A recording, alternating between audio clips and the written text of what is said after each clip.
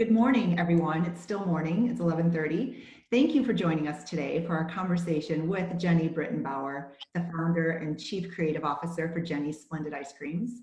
I'm sure you're all as sad as I am that we are not all together eating ice cream at the same time, but I hope you're still eating ice cream for lunch because I am while you're watching. And I'd like to first just thank our generous sponsors for today's program. We have our final Women's Leadership Series conversation for the season here. And these sponsors support what enable the club to bring programs like this. So first, we have our Gold Women's Leadership Series sponsors, Energy BPO, Merrill, and NiSource. Our Gold sponsors, CIBC, the Cubs, Ann and Robert H. Lurie Children's Hospital of Chicago, and Root, and our silver sponsors, PwC and Ventas. In addition to all of our members who have joined us, I want to give a shout out to all the aspiring entrepreneurs and the young women leaders who are here with us today. We have folks joining us from the Bonfire, Conscious Capitalism, Female Strong, Future Founders, students from the Kellogg School of Management and the University of Chicago Booth New Venture Challenge, and YAY, the Young Entrepreneurs Academy of Chicago. So thanks to all of you for joining us today.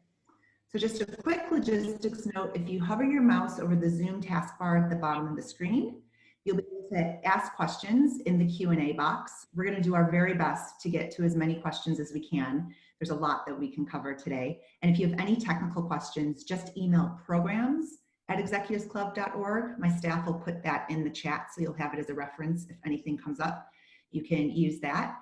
And we're just going to get right to it. Hi, Jeni. Hi. Thanks for being here. I'm really happy to be here. It's so much fun to be with so many people and all of these aspiring entrepreneurs too. I'm so on your side. We're going to really get into it for them. So Jeni's Splendid Ice Cream is a very popular destination in my home. I can walk within 10 minutes to not one, but 2 scoop shops and also a Foxtrot Market. So I have no loss of Jeni's in my house, which is wonderful. And I'm so excited to have the opportunity to sit down with you, talk about entrepreneurship, your thriving ice cream empire, how it all began, how it's evolved from a leadership, marketing, and sales perspective, what creativity means to you, the rise of B corporations. I mean, we have so much to get into. So your story and the rise of your company serves as reminders to the importance of creativity and entrepreneurship and knowing when it's time to bring in the next level of leadership. These are lessons that are really important, maybe even more so today than ever. So before we dive in too far, I thought it could be fun to start off giving our audience a little bit of sense to your personal ties to Chicago, Wrigleyville, and the notorious Al Capone. Oh, yes. So I grew up in Peoria. And my grandfather and his family were from Chicago. And so Floyd Britton was his name, and he was an attorney, eventually a judge, but he was an attorney for the firm that Al Capone used, I guess. This was big, lore in my family. And I wouldn't be surprised if he was a member of the Executive Club of Chicago. I mean, he was quite the mover and shaker about town. And both of his sons went on to do wonderful things. My grandfather became a doctor. He was in the war. He actually was the first enlistee in Evanston, when they lived in Evanston, when he was a young man. And he went to Northwestern, so did my grandmother. But when he was a young guy, my grandfather, he lived in Wrigleyville, that area. And so I've been able to retrace his steps. He went to elementary school there, but he would actually walk to the games, the baseball games, and he would say Old Man Wrigley was there giving out like bubble gum or something like that. He had all these stories. And he also said, which we can never quite figure out, he used to walk backwards into the games, somehow into the stadium. Somehow it was like he could figure out how to get in for free that way. I don't know, maybe it looked like he was walking out or something, but he was convinced somehow that he was breaking the system or whatever. But he has lots of things. So my entire family, we've always been Cubs fans. And that's also, we're here in Columbus, Ohio, but my son is also a big Cubs fan, and all of us are. Yes, I see some Peoria love happening here. Yeah, Peoria is a great place to grow up, great place to become a dreamer. I do think that the middle of the country, I credit, the sort of work ethic from that sort of central Illinois, that community spirit, but also that deep sense of independence and that sort of can-do attitude that I get from Peoria. It's really important. That's great. So we talk with a lot of CEOs and founders, and we know that most paths are not linear, including yours, to national icon with a cult following. I don't know that a lot of people know your story, how you went from who you started out in Ohio to your journey to becoming an ice cream entrepreneur. So how did it first start? Yeah, isn't it funny when we start to see people, gain national sort of popularity, you really start looking and you realize that they've been working at this for usually a really long time. Although I guess with social media, things happen a lot faster now, but I'm still of that start small and build slowly mindset. And that's what my life is really about. I studied art. So it's funny too, because now I'm 46 years old. It's literally more than half of my life ago. When I try to like condense that story, it's a huge story. Like you said, it's not just linear and easy to just, Right. but the one linear thing about it is that I discovered ice cream in 1996. I was in art school. I was in a very creative time of my life. I was trying to figure out what I was going to do for a job. I was very interested in exploring scent in art and very connected to my sense of smell. So I was working actually with some people in the chemistry department at The Ohio State University, which is a giant university with lots of potential and fun stuff going on. And I was working at a pastry shop. And those three things they were all things that I loved doing: pastry, art, and then this sort of nebulous idea of scent that I was sort of studying and working on. And they came together in ice cream. I realized when I made this spicy ice cream one time that ice cream was actually the perfect platform for scent. And from there, I sort of telescoped it out into the future and thought ice cream can be so much better. Think of all the things that you can scent ice cream with. Of course, coffee, vanilla, chocolate, those are all scents. But what about other flowers, and what about other herbs, and what about other experiences that we can do? And then just quality ingredients. So within 6 months, I packed up my things. Actually, the funny thing is I didn't pack them up. I was in art class and I just walked out because I just couldn't stand being in art class anymore. I needed to go make ice cream, and I knew it was going to be the rest of my life. And from then on, I was locked into a vision which we're still bringing to life to this day. I mean, there are only a few things that are I really didn't predict.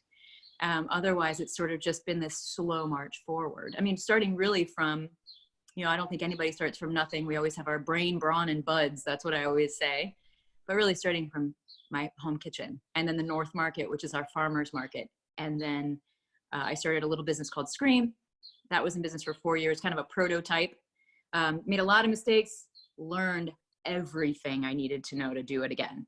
And then started Jeni's back in the market in 2002. And from then we had sort of solved some of the problems, and away we went. Yeah, you had said to me earlier that Scream was getting your MBA. Yeah, I mean, so much of when you start a business, it's, every business is so different, and you have to go deep with what it is that you need to learn with whatever you're doing. And so ice cream was just like that. I mean, and even if I had sort of gone to school, learned how to make ice cream, gone to school, learned how to do business, and then launched, I mean, we wouldn't have been accepted by the world, because the ice cream would have been like everybody else's, right? We would have done marketing plans based on what's selling and all of that stuff, versus creating an audience and like really creating our product right alongside our customers over time, Yeah. So how did you figure out what flavors to focus on early on? Well, I just did what I wanted.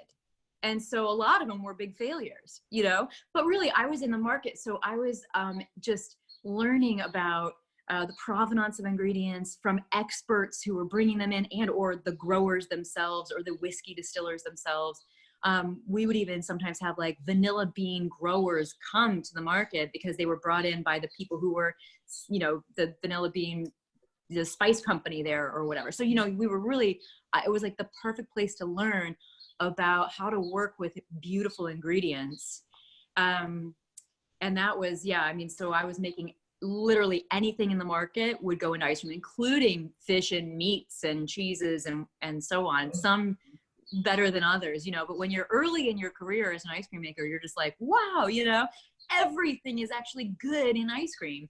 But one of the major learnings of that time is that, there's a sort of idea of like, you know what, you should try this because it's actually not bad, veal ice Mhm. cream or whatever.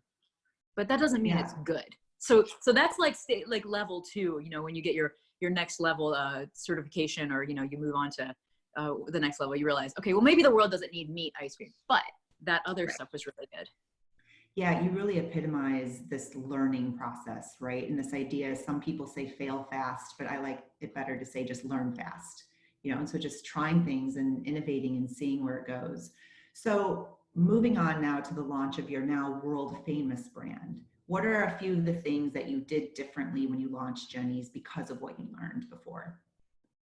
Well, one thing I learned is when I was still thinking like an artist at Scream, so I was just making whatever flavor I wanted to make every day. I was really excited about ice cream, and so I was just wanting to make so much ice cream every day, and never make the same thing twice. And my grandmother was an artist and an art teacher, and actually she said that you don't want to ever do the same thing twice. Even when I was a kid, I actually really liked coming up with a process and making something identical to what I made. But still, I was sort of thinking like, well, that's what people want. They want to come down and see what this ice cream artist has going on in the market. But actually, it took me a long time to realize that's not what people want. That's not what I want from any business that I go to.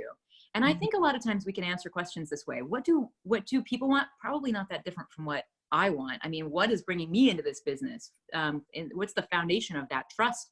And what it usually is, well, it was the last thing I had. It was what I had the last time I was here that I fell in love with. And when I come back to this business, I want it to be there. And I might try something else. But you got to have my, what I came in for. And once I realized that, Jeni's was all about let's figure out this two-way conversation with our customer. Let's make sure that if people really love something like salty caramel, for instance, I knew it was a huge hit at Scream, but I still didn't have it all the time, and everybody wanted it, and I knew it, but I thought that sort of scarcity was like, I don't know, an advantage or something, which is ridiculous to think about now. But so then we just committed that these flavors that we knew people loved, we were going to have them. We would never run out of them. And that was going to be the business. That's what the business existed to do, to listen to customers, figure out what people want, supply it for them, and then to continue pushing that so that over on the other side, I can continue making new flavors, putting them out, and listening to feedback and how people react to it. And that's really been the major difference. I think another difference was, of course, understanding that I can't do everything, that I need to earn people in my life to help with this. So the company needs to have a vision of growth so that I can start to earn talent in my life. I actually worked with incredible high school students back then, but talent beyond, really driven high school students, And so that became like a 10-year goal of mine in 2002. Like, how are we going to get to this point where we can bring in people to help us? I can relate to that so much because I have a favorite flavor. It's the Brambleberry Crisp. And every time I go into one of your shops, I try everything new, and then I love all of them. And then I say, but I'll have the Brambleberry Crisp. Yep. And That's how everybody is. That's how I am too. And so as a company, you have to support that. You have to be there for your customers. Yeah. What is your favorite flavor? Well, my favorite flavor is our brown butter almond brittle. And it was a flavor we started making in 2009. Right here. Wait, oh, you can't really. Is it like, oh, that's so funny. Okay. Yes. It's wonderful. And it's a flavor that was inspired by Roald Dahl and his writing on a flavor that he grew up with when he was a child. And so he wrote about this flavor called Krokan in Norway. I read that piece and then created this flavor, and I got a little bit of a spin because it's brown butter, but it's incredible. And I've never been to Scandinavia, but I sort of feel like it's got that flavor of Scandinavia, that sort of buttery, almondy, very sort of soft but beautiful flavor. And the Midwest is very inspired by Scandinavia. So I think us Midwesterners also have a thing for butter and, things like that. Toasted almonds, those kinds of flavors. I knew that was your favorite flavor. And I was so excited because I went to Foxtrot yesterday and they had both the Brambleberry Crisp and the brown butter almond brittle. So I'm going to. Those are the two top sellers. I know. Yeah. So both during our conversation. So share with us a little bit your creative process. How do you create a new flavor? How long does that take from you have the inception of an idea to I'm sitting outside Jeni's on Southport eating it. What does that process look like? Well, it can start, I mean, I think it just starts, the funnel is really big. So a lot of input, whether I'm reading pop culture or history, because every flavor that we make has deep connections, that at least I can go deep with. Out in pop culture, history, or something, or art, or some kind of thing that seems topical, that seems relevant to what people are what we're all kind of thinking or feeling right now. I am almost never inspired by, just like a chef.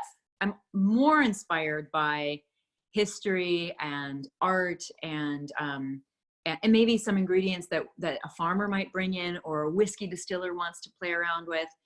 So that kind of stuff. So we'll get those things, and we'll kind of, or a person. I am so driven and inspired, and our whole team is, by people who are just pushing the envelope and doing interesting things, and what they love to eat, stuff like that. We're asking all these questions.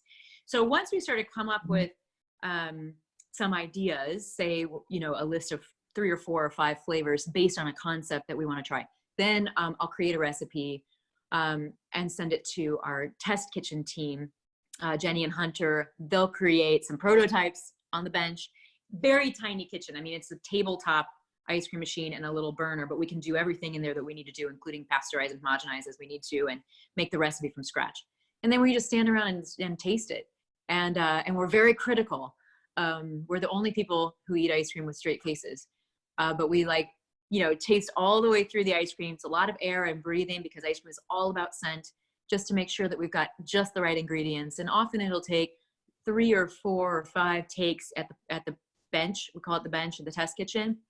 And then it is, and it's a little overlap with the process, but we're looking at, sometimes we have to have ingredients grown for us. Even things like wine sometimes can be extraordinarily difficult to get, because we're working with real ingredients, not just flavorings. Those are very easy to get, but getting wine over state lines in the amount that we need it in a non-glass bottle, things like that, those can be very difficult. So sometimes that takes us a little while to get that all worked out.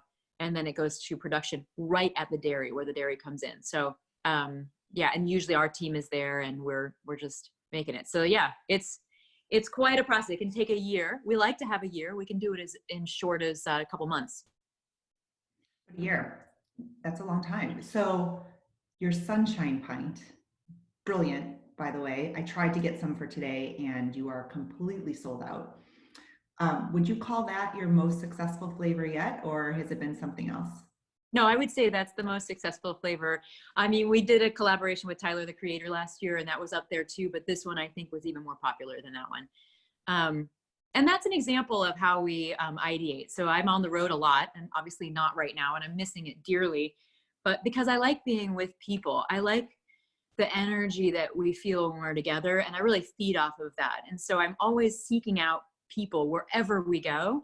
And so I was in Houston at the beginning of this year in January, and met a woman named Taylor, and she does work in mental health, and she's kind of starting her life and her career as well. And we had a great conversation over kolaches and coffee, and this flavor, just sort of the idea for the flavor came to life. For Mental Health Awareness Month in May, we had no idea we were going to be in times like we are now, and it just could not have been more beautiful and relevant to what we're doing. But it's a beautiful flavor. I'm so sad I have not been able to try it, and I don't know that I will, but maybe you'll reprise it at some point. Well, let's talk about the growth and your addition of a CEO and the decision to bring one on to your company. For some founders, that could be a very scary decision. What led you to realize that this was the best next move? Well, I knew, I also had the experience between Jeni's and Scream, and Scream was so tiny. But one of the things that I learned there is just like, if I do the same exact, like I need people to help, grow this and make it this vision that I had. And it can't just be me. And so we have to build resources. We have to build sort of this vision of the future so that we can bring people like that in. So partly was that I'd had that experience. And so I was able to come up with this plan when we started Jeni's. What's it going to look like in 3 years? What's it going to look like in 5 years? What's it going to look like in 10? And whatever beyond that. So when I really knew was probably in 2004, which is when we opened our website. And we were still just in the market, but we knew we were going to need to open a kitchen, like a production kitchen outside of the market. we knew we were gonna, that press was starting to really take notice. National press was starting to take notice of who we are. And we knew we wanted to do stores. And so I knew that like, I wasn't gonna be the one to manage our company. My brother-in-law, Tom, who's awesome, and he was working in the company at the time too, he was awesome at what he does. He isn't gonna be the CEO of the company. And my husband, who's also awesome, all of us have different skill sets. None of them were CEO. None of them were that sort of, let's build structure here in the company that supports the community that we're building on the other side. And so by 2006, I was really hot on it. I mean, by then we were building our kitchen. We opened our first shop, and it took us a couple of sort of tries, but eventually we got our guy, and that was that John Lowe, and he joined in 2009. Now, John has been a longtime friend of mine, so that was something that was a little bit of a, I think, stroke of luck for us as a team. But then that's really when we started to really be able to sort of bring this vision to life. I'd always say a fellowship. You know, that's what I sort of think of a company. It's like when you're the founder of the company, the day you start your company, it's no longer about you. That's artists think that way. But you think that this is the company. The company is like, you know, a company of soldiers, or a company of the ballet company, or a fellowship, right? Where everybody's bringing in their awesomeness, and together we're making something greater than the sum of its parts. So understanding what I was bringing to the fellowship and what I wanted to continue to bring to the fellowship, I understood that deeply so that I could understand where I needed to fill those holes. And I knew that I would never have enough time or be the kind of person who could manage people and organizational structure and HR and finance and legal. And I had a growing understanding by at least 2004-06 of how complicated this company was going to be. And we had 3 channels. We were going to be a people heavy company. And so that level of self-awareness, though, and knowing yourself has really served you well. I think it's tough for some founders, you know, they don't want to give up that control. But for you, it wasn't about control. It was about how it was going to free you up to like be even more of what the company needed you to be. They don't need you to be an operator. They need you to create. And so what freedom did you gain as a creator once you brought on a CEO? Well, I do also think that we have work to do. You know, every decade, business kind of shifts, I think, sometimes for the better, sometimes for the worse. And I feel like we're in a shift right now where we're understanding that founders can bring something really important to companies. And it's not an easy relationship, but neither is the CEO. Like you've got competing people who want to be in charge of various things. And you've got one set of, you got your resources, and that's it, one bucket of resources. And so you've got to, so I think that there's work to be done on that front too, where it's like, founders aren't stepping aside or stepping down. Of course, when you bring in a CEO, one of the things you have to do is be okay with saying, you get the final word, because that's what I need you to do, right? We all need one line of accountability in a company, but I'm not stepping down, I'm by your side. And one of John's strengths, John, our CEO, John Lowe, one of his strengths is that he's good at doing that. And I think that that's why we've been able, it's not easy, but why we've been able to lead together, but also be okay with John gets the final word. You know what I mean? I think that some of these relationships can fall apart because because both parties aren't willing to compromise. And I think John's been a great compromiser, and I think I'm actually really good at doing that too. And I think founders should understand that that's what the relationship is. We have to find that middle ground, and that tension is really good for your company, because you find you end up making, I think, better choices. And that's one of the reasons that our company is so soulful and authentic, but also so deeply organized and locked into place on the back end. And I think I might have gone on a tangent and not answered your question. So if that was the case. No, you did. And so is it crystal clear to your employees who to turn to for what? Or do they sometimes come to both of you? And just how long did it take for you to establish that relationship? I mean, I think that you can get some pretty epic triangulation going on between a founder and the CEO, and like people who want to like, well, it was, Jeni was being Jeni, Jeni and whatever. And then it's like, yeah, and then you can get off the hook. So we have to be really, what's that? like mom and dad. Oh, Mom for sure. and dad. But it's worse because, you know, I don't, on purpose, I'm not responsible for anybody's paycheck or raises or the next, or lifting, you know, giving them advances in their careers. So, um, so everybody answers to that side of the company, of course. And so when I want something, sometimes I just have to be really loud, and that can cause, you know, that can be a little bit difficult sometimes.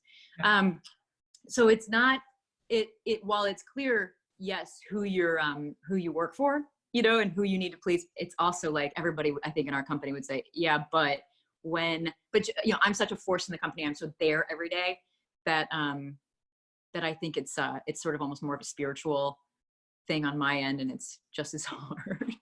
Yeah, but it sounds like you're working it really well. So we do It's know best that we you, can. Yeah, but no, I do think that I think that it's a strength of our company. And I think people who are in the company would say there's something about this company that feels real. yeah, And that's what we're all here for. And that's why, if it was just me, it wouldn't be like that. If it was just John, it wouldn't be like that. I mean, I think it really takes that. yeah. Do you think the fact that you knew him and you were friends, is that part of it? Do you think it would be different if you went on a search for just an external CEO? I mean, I think that from my point of view, I knew John. I knew what he was like after, you know, 3 beers or whatever he was drinking, gin and tonics or whatever it was. And I knew that when we got deep into conversation, it was always about community. And that was really important to me. So when I started looking for a CEO, I was like, I want somebody just like John. You know what I mean? Because I actually you know, I think we don't realize that, like, how divided everything can be. And especially when you come from the art world, that sort of bohemian life, not the, you know, young professionals world or whatever. I really had no access to people like that. And John was really the only person that I knew that was like wearing cufflinks or whatever, you know, and I trusted him deeply. And Mhm. so yeah, I mean, I think that there was like I thought everybody else was like different, you know, and that John was like, and I actually do think that he's a really incredible person. I mean, he's a guy of high integrity and a community spirited leader. And that was what I knew we needed. And I thought that was going to be hard, especially in the 2000s. I think people are thinking more that way now, but I don't think I don't think there were CEOs or people who wanted to be CEOs who were really thinking like, can we build a company that's actually good for the community, that makes people feel loved? That's like what we do every day. And that does it the right way with people paying fairly and all of that stuff. And so anyway, so I do think that because I knew him after, you know, from being at the bar together so many times, I at least sort of had this vision of who I wanted it to be. And then it turns out he was willing to take the job. Yeah, which is always helpful. So that was Mhm. 2009, right? That was, yeah, 2009 when he joined. Yeah. So when did you make the decision to go pre-packed retail through grocery store, high-end markets, and what drove that decision?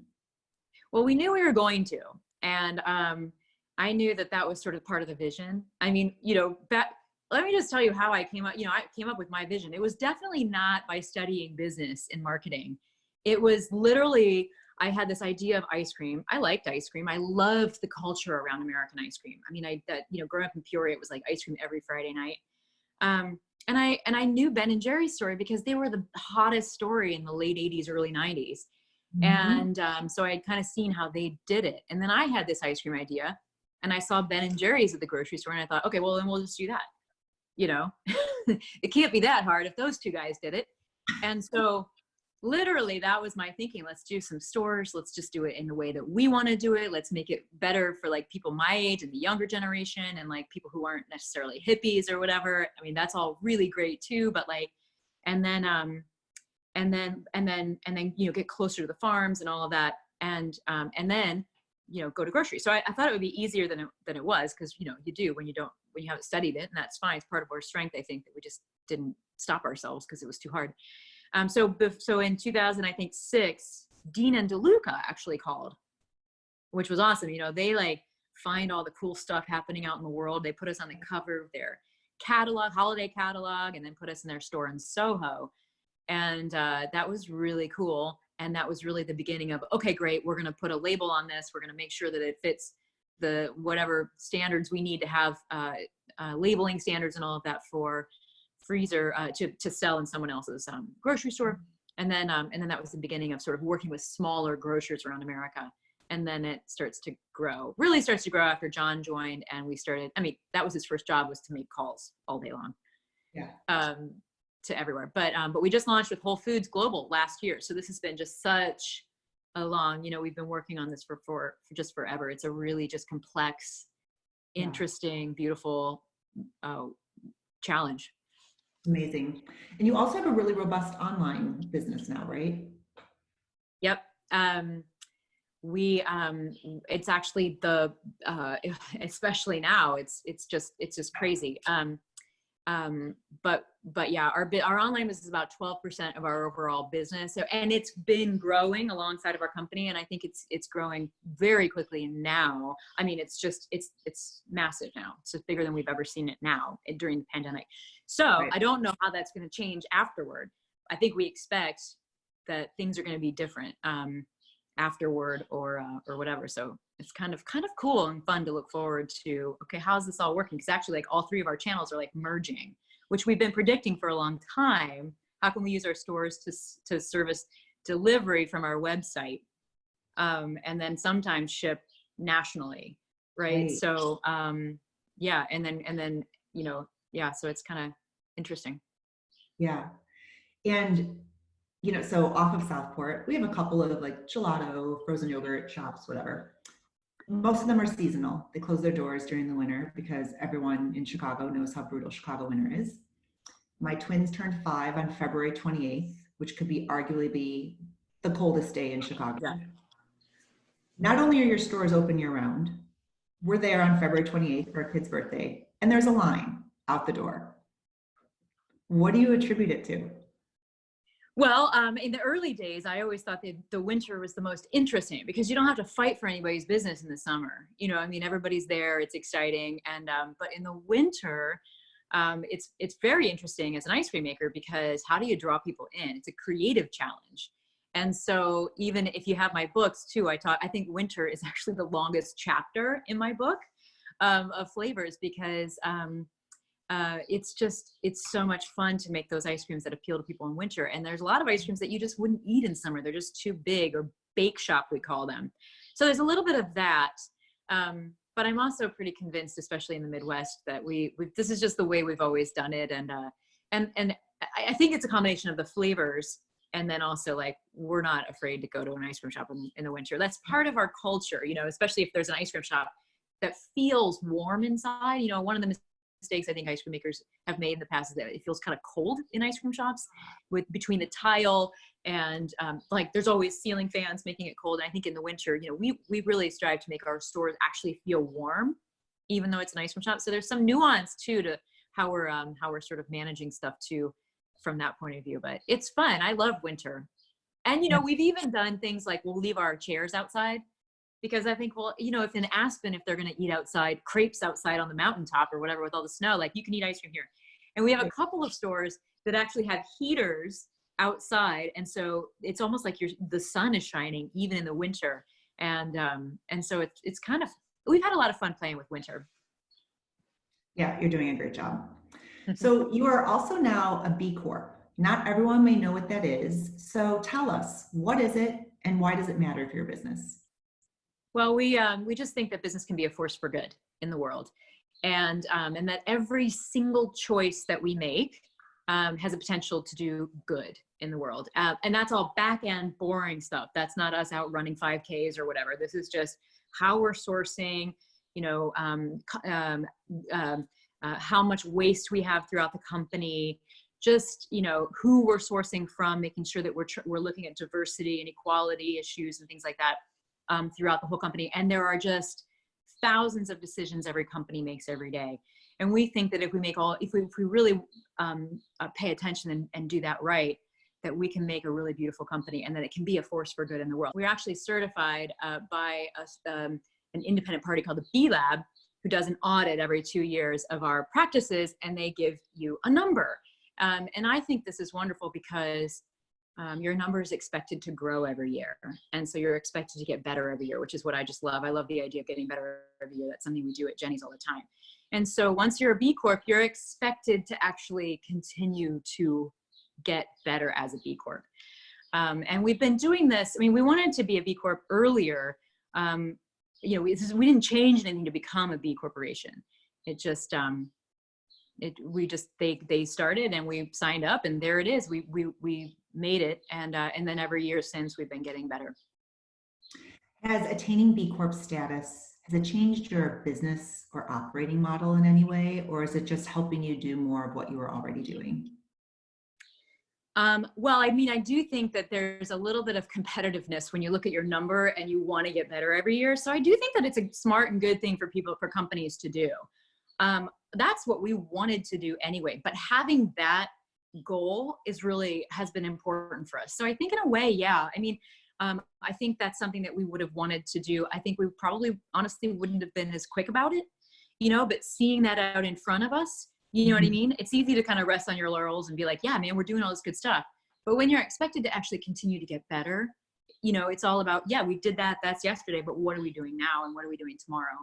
And so I do think that being certified helps. And then of course we have a network of people that we can link into all over the world who are B Corps and other companies that are B Corps. And that just feels really good. There's a national convention or gathering that my husband goes to every year. He's the one that runs that program for us. And so it's really great. It's a community, a great community to be linked into.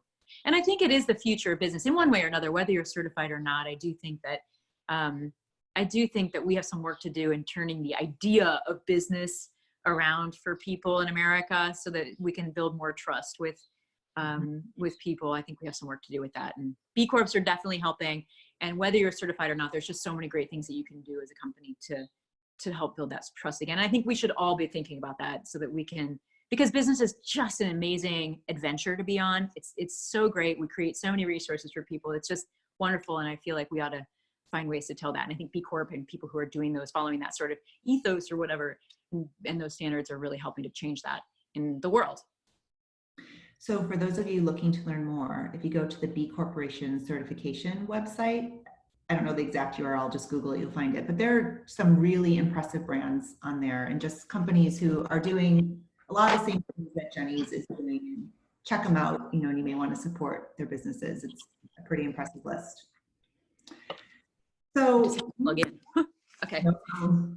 So you did not only perhaps the scariest thing for a founder to do, which is bring in a CEO to run your company, you've also done the second scariest, which you brought in private equity. Spoiler alert, you're all not going to be surprised, but that too is going beautifully. But tell us about it. Was it scary at first? What drove the decision, and how did you align on your partner? Well, yes, it's scary. But one of the things that we did, and this is one of those things that like people don't have patience for now. And I'm speaking to young emerging companies right now, or people who want to become entrepreneurs and start companies. You really need to, so first of all, I think of entrepreneurship as an act of rebellion. Entrepreneurship is like, I'm going over here, I'm going to build my own world, I'm going to be free, and I'm going to have my own values and rules and all this stuff. You know, it takes a long time to work all that stuff out and all that. That's really great. But when you take money too early, you lose all that. You know what I mean? And so I think many entrepreneurs in that entrepreneurial spirit really wants to be sort of free to create something of value for people. And there's a whole bunch of ways to do that through building your company and your business. So what we did at Jeni's, that idea of start small and build. You know, we created value system. We created this world that meant something to people. We created a community that cared about, you know, customers who loved what we were doing, and a brand really before we went out and looked for. So we weren't just a pitch. We weren't just a deck, right? Or had just a couple of stores that had success. And so I think that changed how the relationship that we have with money, with private equity. And of course, John really made sure that we were with the right company, that we were interviewing the right companies. And it took, you know, 2 years for us to find them. Actually, the funny thing is they were the first people we interviewed, but whatever. They're also Midwesterners, or one of the guys is, which is one of the most important, just like, kind of speak the same language. But, did our homework on that. But I do think that because we're an established brand with a just really deep following, I think they don't want to come in and change all of that. Like they want, even though they've come in and really helped us get better at some of the things that we could become more efficient about without breaking quality or ruining any of the relationships that we have with people, and actually just getting better at everything. They don't want to come in and like ruin the magic. And you have to establish the magic first, otherwise any business has to establish the magic anyway. Are you going to do it, with your private equity or venture or angel investors, or are you going to do it and then go out and bring those people on, that money on? I think is kind of the question. I think that that we did it for so long on our own, and that's what the strength was of our company. And why we have such a great relationship with them, but also because we're good people and we like to work together as a team. Yeah. So what has it allowed you to do that you weren't able to do otherwise?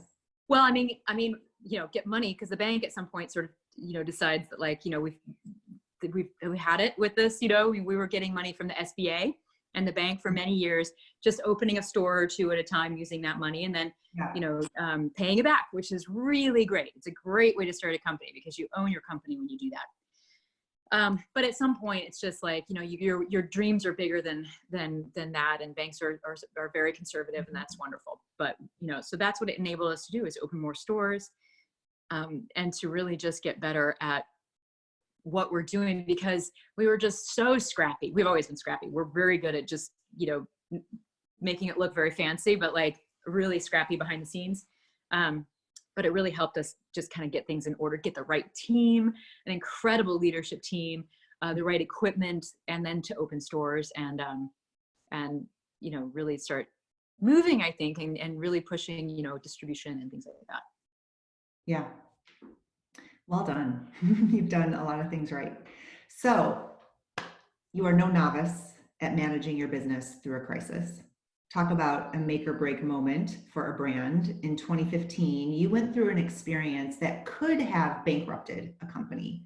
Not only did you survive, one would argue perhaps that you came out even stronger on the other side of it. You thrived through it. And again, I am not overstating when I say when you eventually opened up your stores again, lines out the door. And that is not what we've seen from some other brands and companies that experienced something similar. So tell us the story of what happened and how you handled it. Well, in 2015, one pint, just in a sort of random test in Lincoln, Nebraska, of some artisanal products and some ice cream and I think some other dairy products, our pint tested positive for listeria. Listeria is something we've worked very hard not to, to work against, and everything else. That is not the call that you want to get as an ice cream company. It obviously changed everything from that day forward. And what we did, was within just a few hours, within, call it 15 hours, 24 hours. I mean, we were there the whole night.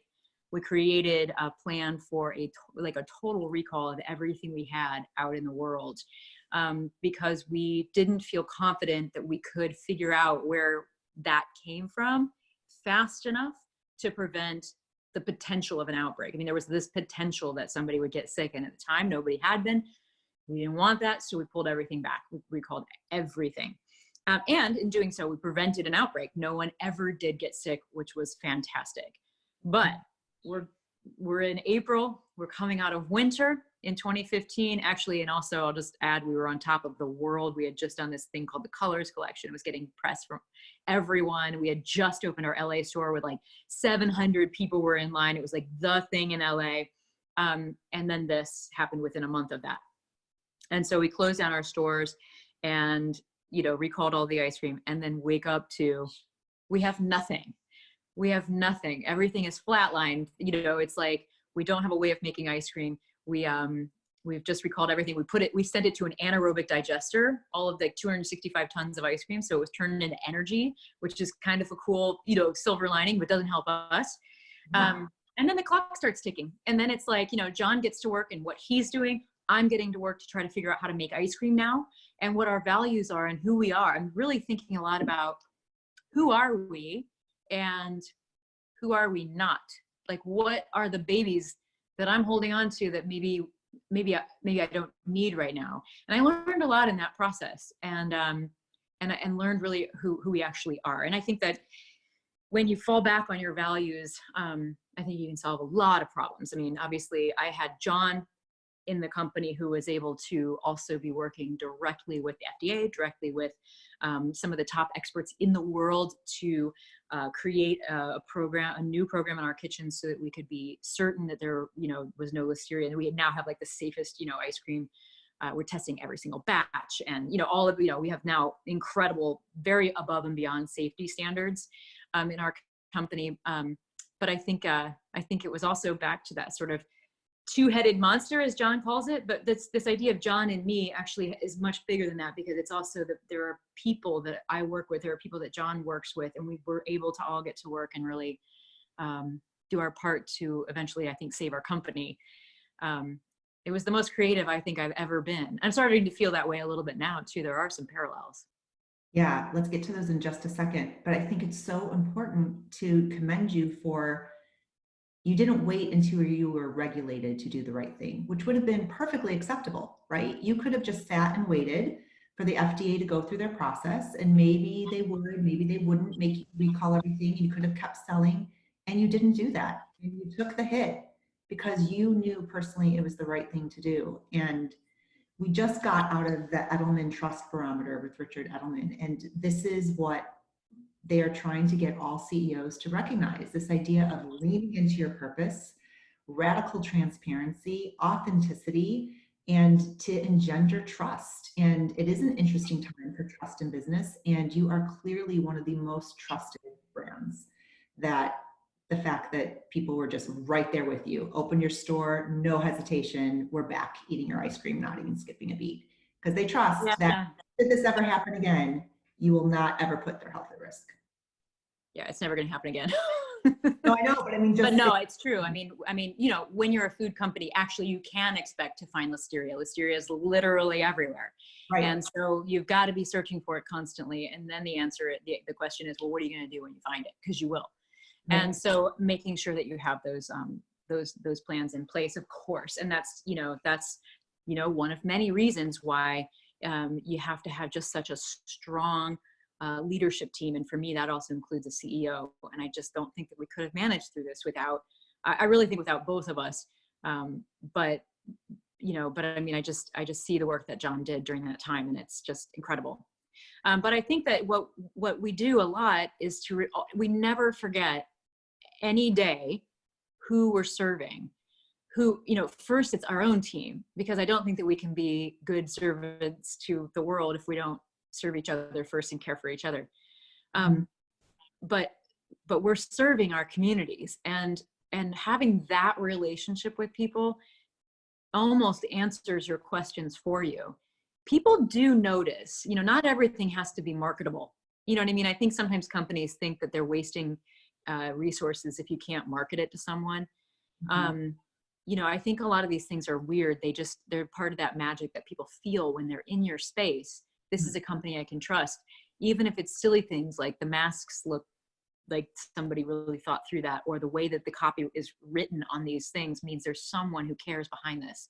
There's just all these little nuances that I think that build for people, and none of us can really describe them once we leave the ice cream shop or the business, but we pick up on them as humans. And this is all part of that. If the company really cares about being in service to your community, starting with your team is full of pride, and that pride goes out to our customers, and they're feeling that. And it just really becomes this chain of, I don't know, love. I mean, honestly.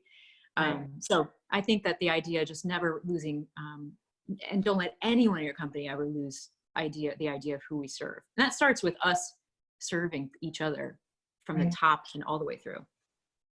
Well, I think where some leaders are getting tripped up is, especially right now, they're not talking because they don't know what to say. And they're afraid to say, I don't know. And so they're saying nothing, and that makes it worse. And as this is a hard time. I mean, it is really hard to form a plan right now. So I'm with you, and we're feeling it too. The challenge is, though, if you don't tell your story will get told for you. And you knew this in 2015. So if you could just share with people what you did, that you know, was maybe a little risky, but again, you just trusted your gut and you knew it was the right thing to do. Yeah, I wrote a blog post, which I call the 14-minute blog post. It's still up. You can still go back and search it and find it. It took 14 minutes to read. So that's a very long post for a company to put out. But it addressed everything just absolutely straight on. It ripped off the Band-Aid. It didn't make excuses. We just put it out. And so I wrote it, and then John sort of, we just kind of edited it together and posted it. And it really kind of helped people understand what our perspective was and what we were doing. And you know, I think it showed how much we care, and also that we aren't the experts either. You know, so it was part of that sort of just being honest and addressing, like, this is what we're doing to solve this problem, and why we believe it will, that, you know, we're now going to be really good at this going forward. Yeah, really well done.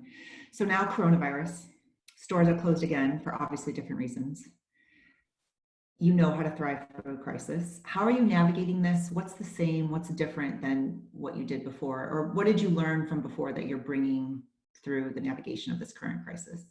Well, we had done mock recalls before, so that was pretty cool. I mean, I don't know that I would have understood the importance of that. And so when we actually got into that setting, it was like, you know, there was open the book and, you know, check off the boxes. I mean, we had done it before. So then, you know, and things were different than what it actually was in real life. But so now it's almost like we're just kind of almost following that playbook. And so the idea of, when you get into crisis, we form a council that's different than the leadership team. It's like the right people, it's the right communications, internal and external. And then of course our leaders, the HR and shops leaders and marketing leaders and CEO and myself. And we meet every single day. And in the beginning, we actually met all weekend too. I mean, we met at 12 o'clock for half an hour at least, but as long as we needed to. And eventually stopped meeting on the weekends, but still every single day.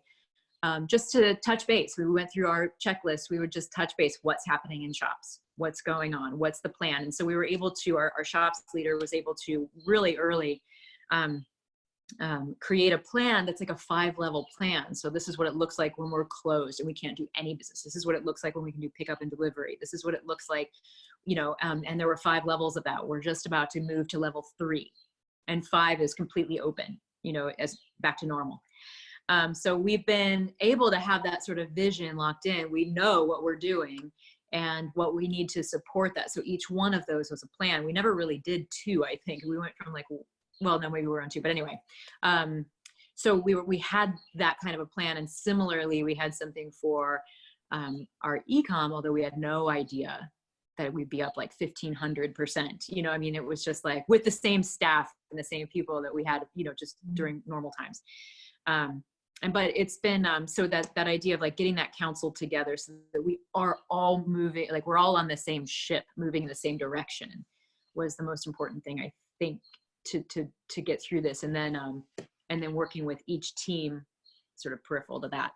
Yeah. So what are the 2 to 3 things that you are laser focused on right now during this pandemic? I mean, we're laser focused on health and safety of so we actually, what we did was we changed our mission. We have this sort of internal mission. It's make better ice cream and bring people together. It's a very boring mission, but it can be unpacked for miles. The idea of getting better every day and the idea of bring people together, both to enjoy ice cream, but in how we make ice cream. We changed our mission during this time. We were very clear with everyone on the entire team that we have really our mission is still twofold, but it was, you know, this is our new mission until we get back to normal times. And the first one is health and safety of our own team and our communities. And so everything that we can do to, you know, to keep everyone safe, starting with our community and then everybody we serve. And then the second one is to bring in enough business to get back people we furloughed. And so every single day, every single person in this company is focused on getting, you know, shipments out on time, getting them, you know, so we don't have to reship them, or making sure that FedEx is working with us and that we're doing, you know, whatever, or that we're spreading the word about Sunshine because we know everybody's going to love it and whatever, so that we can survive this. But from our point of view, it's about bringing people back on Team Jeni's that we didn't want to lose and we don't want to lose. So those are the most important things that we're doing. And then everybody is just really, I think that creating that new mission has been important, so that everyone knows what we walk into work. I mean, of course, we're not walking into work now to do. Right. And maybe that was the most important thing that we did. I mean, anyone who follows your Instagram sees your commitment to community. And for those of you who don't follow Jeni's Instagram, I highly recommend it. It's one of the most beautiful, engaging Instagrams. She's making ice cream in her kitchen. She's out in the community. She's doing all sorts of things. It's really fun to follow you. Oh, thanks. I just miss being in person with people. And I feel like if I can kind of bring a little bit of that over social media, yeah, it makes me feel better. I always find that serving others you're really serving yourself. You know what I mean? Because it really does make me feel so much better when I feel connected to people. So we'll do a quick lightning round and then we'll wrap up. So rapid fire questions. Your greatest creative muse or influence? Well, it's definitely Roald Dahl, which comes from my grandmother actually, but Roald Dahl believed that kids were kind of perfect and it was the grown-ups that messed them up. And I kind of believe the same thing. So I'm putting off whatever that idea of being grown up means and trying to retain that sort of my sense of wonder and imagination as long as I possibly can. Hopefully it'll for the rest of my life. But anyway, because of Roald Dahl. Best business book you've ever read? That's funny because you might have heard me say this too, but I people love to ask me this question, and I'm terrible at reading business books, but I always answer it with my favorite business book is The Lord of the Rings movies, because it truly answers almost every question you could have in business. And also, you don't need to know much about business, but what you do need to know is mission and fellowship, respecting others, bringing awesome people onto your team, making sure that you understand that you're not the only one here, but that together you make something greater than the sum of its parts. That's what building a company is. Amazing. Favorite emoji? Oh, you know what? It's the red heart. It's the romantic heart. And I use it for everyone. And I don't, it's like, I think I'm like, am I really supposed to be using this heart? But I just do. I love it. It's, love. Your most prized possession, or the one thing you'd grab if your house was on fire? Well, my car is I do so much imagining in my car. It's my spaceship. I'm a race car driver. I'm Walter Mitty in that thing. It's fast. It's a really fast one, but it's just it looks like a white Volkswagen GTI. So you don't think it's going to beat you, but it will beat any car on the road. And I'm out driving every single day. It's like my horse, but it's really where I meditate. I mean, sort of in a weird way, clear my brain and come up with good ideas. That's really great. And the first trip you're going to take once the world opens up after COVID? I mean, I already scheduled it and we'll see if we can do it, but there's a little spot in Mexico outside of Tulum. It's a hotel called Hotel Esencia, and they have 42 rooms, and it is like just beautiful. And I'd rather stay there for 3 days and pay a little more for it than like still stay somewhere else for 2 weeks. It is so great. And I always learn when I'm there about service. And anyway, so I've got a reservation for September, but we'll see if we can actually do it. We'll make sure that we're very safe before we actually choose to go, but I thought I should sign up just in case, because I love to take that vacation. Charlie and I, my husband and I, just started taking vacations together after 12 years of having children and not doing that, and so it's really beautiful to get back here, Yeah, it's important. Jeni, you've taught us so much today. Be curious, listen, trust yourself, have a deep understanding of your customer, and don't be afraid of bringing in partners, but establish the magic first, right? Yes, and your imagination is the most important thing you can cultivate. It's more important than anything else. It's what drives you to learn everything else in your life. I want to give a shout out to one other women's group that was with us that I didn't call out. It's the Confidence Code Book Club. Young women, they're with us today too. So thank you, Jeni. Such a treat to sit down with you. I believe we're going to try, once the world opens up, to have you come to Chicago, and we'll do something in person and try to make up. I hope so. That's just my favorite thing ever. And you guys can always find me at Jeni at jennies.com. And especially, young people with business ideas. I just think that you guys are the future, and you have so much opportunity to make this world better through business. So you can always find me and reach out. Wonderful. Thank you for that. So hopefully we'll see you soon. Thank you everyone for joining us. Enjoy the rest of your ice cream today, and be well, everybody. Wash your hands. Yes. Thank you so much. Thank you, Jeni.